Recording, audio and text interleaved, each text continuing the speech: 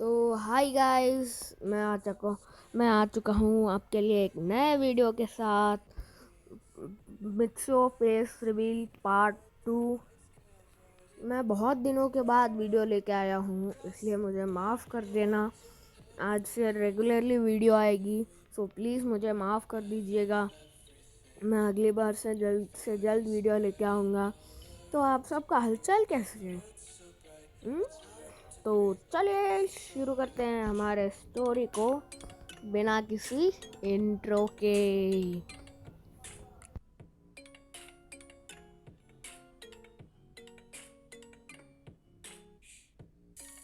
तो हम पिछले पार्ट में देखते हैं कि मित्सो अपने घर पे आ जाता है और वो तुरंत अपने रोबोट को ऑन करके सारी बात बता देता है कि कैसे उसका फेस रिवील हुआ, कैसे कैसे सब लोगों ने उसको कैसे चौंक गए कि क्या क्या हुआ और वो कैसे आया।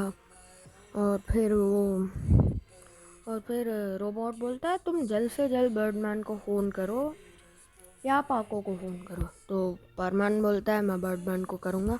और फिर वो बर्डमैन को कॉल करता है कि बर्डमैन मेरा फेस रिवील हो चुका है। तो बर्डमैन बोलता है क्या, तुम्हारा फेस रिवील हो चुका है? ये मजाक करने का वक्त नहीं है बर्डमैन नंबर 1।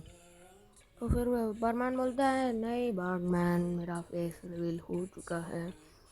तो बर्डमैन बोलते हैं जल्द से जल्द मीटिंग स्पॉट पे आओ, बिना किसी देरी करे रोबोट को भी लेके आओ। तो फिर बर्डमैन फ़ोन काट के अपना परमानेंट सेट और रोबोट उठा के मीटिंग स्पॉट पे जाता है और वहाँ पे बर्डमैन खड़े होते हैं।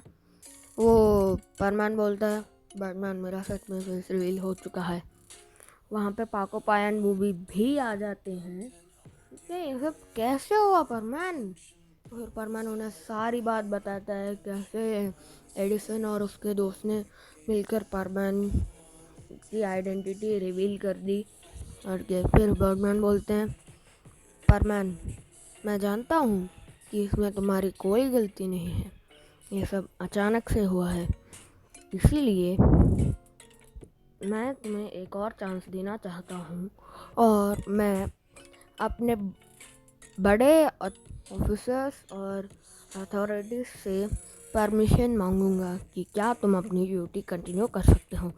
तब तक मैं तुम्हें जानवर नहीं बनाऊंगा और तुम अपनी ड्यूटी कंटिन्यू कर सकते हो जब मैं तुम्हें परमानेंट दूंगा। पर जब तक मैं अपने सीनियर अथॉरिटीज़ से या और ऑफिसर से परमिशन मांगूंगा तब तक तुम्हें परमानेंट ड्यूटी नहीं करोगे और तुम घर पे रहोगे और तुम्हें सिर्फ अपना रोबोट ही नहीं मिलेगा। लाओ अब मुझे अपना परमानेंट सेट और रोबोट दे दो। फिर हमारा मित्सो अपना मुंह लटका के दे देता है और फिर बोलता है बर्डमैन आप प्लीज़ मुझे जानवर मत बनाइए करके हमारा परमान बोलता है। तो फिर हमारे बर्डमैन बोलते हैं मैं देखूँगा कि क्या मेरे सीनियर अथॉरिटीज़ तुमको माफ़ करेंगे। हाँ, तुमने बहुत अच्छे काम भी किया है। और बर्डमैन बोलते हैं मैं कुछ एक दो हफ्ते में आ जाऊँगा। फिर बर्डमैन बोलता है ठीक है। फिर बर्डमैन यानी हमारे बर्डमैन जाते हैं और बोलते हैं मैं जल्द ही, मैं उससे पहले भी आ सकता हूँ। तो अपना ध्यान रखना परमान नंबर 1 और किसी भी भीड़ में मत जाना वरना तुम्हारी हालत सुमेरा से भी बुरी होगी। परमान बोलता है हाँ पता है। फिर परमान बोलता है चलो मैं चलता हूँ और बर्डमैन भी चलते हैं, बोलते हैं कि मैं चलता हूँ। तो पाको बोलती है परमान तुम जानवर मत बनो। पाको पायन बूबी तीनों बोलते हैं तुम जानवर मत बनो, तुम हमारे एक अच्छे दोस्त हो करके बोलते हैं। फिर परमान बोलता है मैं भी यही उम्मीद करता हूँ कि बर्डमैन मुझे जानवर ना बनाए और मुझे एक परमान सेट देकर मैं अपनी ड्यूटी कंटिन्यू कर सकूँ। तो फिर हम देखते हैं घर का सीन। मित्सो के मॉम डैड घर पे आ चुके होते हैं और गांको भी आ चुकी होती है। वो सबसे पहले आकर हमारे मित्सो से पूछते हैं कि क्या मित्सो तुम सच में परमैन हो? तो मित्सो बोलता है हाँ मॉम मैं था, पर मैंने बर्डमैन को बता दिया है, मैंने अपने बॉस को बता दिया है कि मेरा फेस रिवील हो चुका है। तो फिर मित्सो की मॉम बोलती है तुमने हमसे छुपाया ही क्यों? तो फिर मित्सो बोलता है कि अगर मैंने आपको बता दिया होता तो मुझे जानवर बना दिया जाता।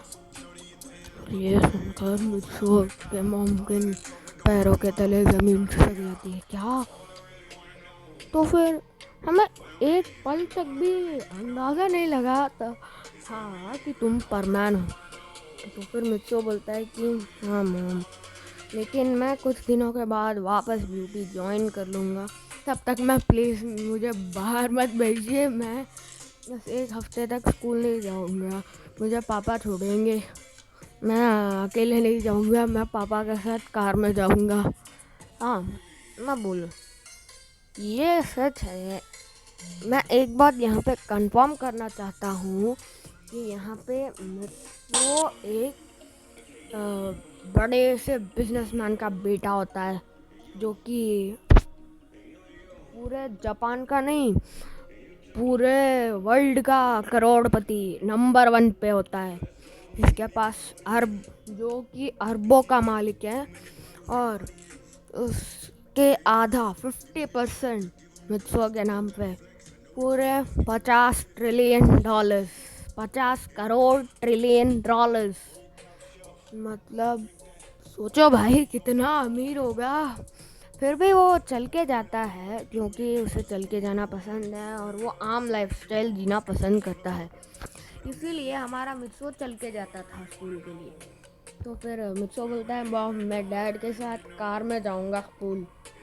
मित्सो की मॉम बोलती है हाँ पहले ये बताओ कि तुम परमैन बने कैसे और तुम कब से परमैन हो? तो फिर मित्सो अपनी सारी कहानी बताता है, कैसे कैसे बर्डमैन आए, कैसे कैसे उसने अपनी आइडेंटिटी छुपाई, कैसे वो अपने सबको बोलता था कि मैं परमैन नहीं हूँ, ऐसे करके कैसे दो मित्रों आते थे करके सारी की सारी कहानी वो अपने मॉम डैड और गांको को बताता है। फिर गांको बोलती है भैया मुझे माफ़ कर दो, मैंने आपका बहुत मजाक उड़ाया और मैंने आपको परमैन से भी कंपेयर किया था, इसीलिए मुझे प्लीज़ माफ़ कर दो। और मित्सो की मॉम भी बोलती है मित्सो बेटा मुझे माफ़ कर दो, मैंने बेकार में तुम्हें डांटती थी, मुझे नहीं पता था कि तुम रात भर जागकर हमारी रक्षा करते हो, हम इस पूरे अर्थ की रक्षा करते हो। मैं तुम्हें हर वक्त डांटती थी, तुम्हें ना समझ तुम कुछ भी काम के नहीं हो ऐसे सोचती थी, मुझे प्लीज़ माफ़ कर दो करके मित्सो की मॉम और गांको बोलती है।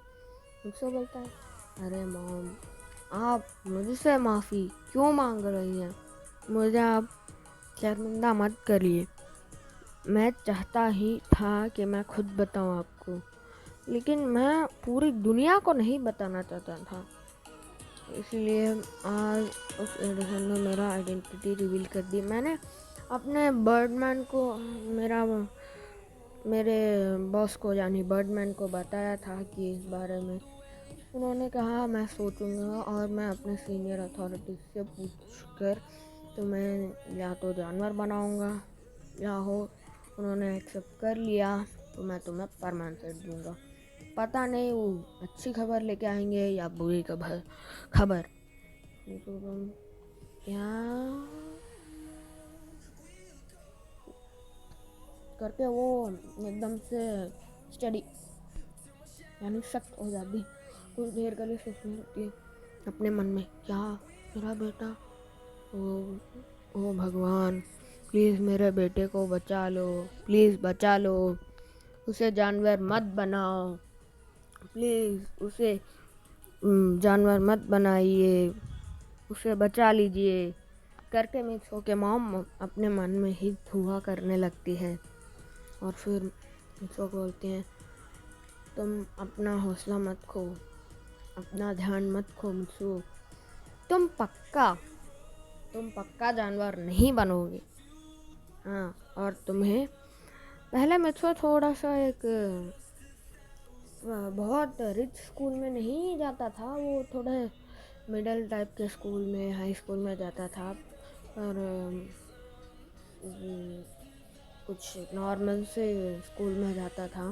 और मित्सो की मॉम बोलती है, मित्सो तुम आज से बहुत बहुत ज़्यादा बड़े स्कूल में जाओगे, जिसमें बड़े बड़े सेलिब्रिटीज़ वगैरह आते हैं, वहाँ पे स्कूल बस भी आएगी, तुम्हें कोई परेशान नहीं करेगा।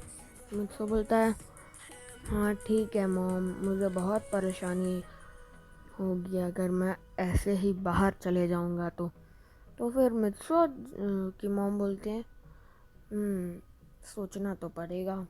फिर कुछ देर बाद मित्सो के दोस्त यानी कबाओ, साबू, मिचिको आते हैं और बोलते हैं, क्या मित्सो तुम सच में परमान नंबर 1 हो? और मित्सो बोलता है, हाँ मैं हूँ, कितनी बार बोलूँगा, मेरे पास परमान है, मैं खुद परमान हूँ, मैं 10 साल से परमान हूँ, पिछले 10 साल से। हाँ, मैं पहले ही बोल रहा हूँ, मित्सो अभी 15 साल का हो चुका है, इसलिए वो पिछले 10 साल से वो परमान नंबर 1 10 साल से है, लेकिन परमान की पूरी ग्रुप सिर्फ 5 साल से है। परमान 10 साल से है, लेकिन परमान की ग्रुप 5 साल से है।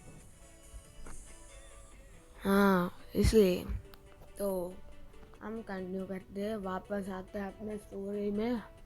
पहले हम कुछ वापस आते हैं अपने स्टोरी पर, बस इतना ही। हाँ, तो चलते हैं।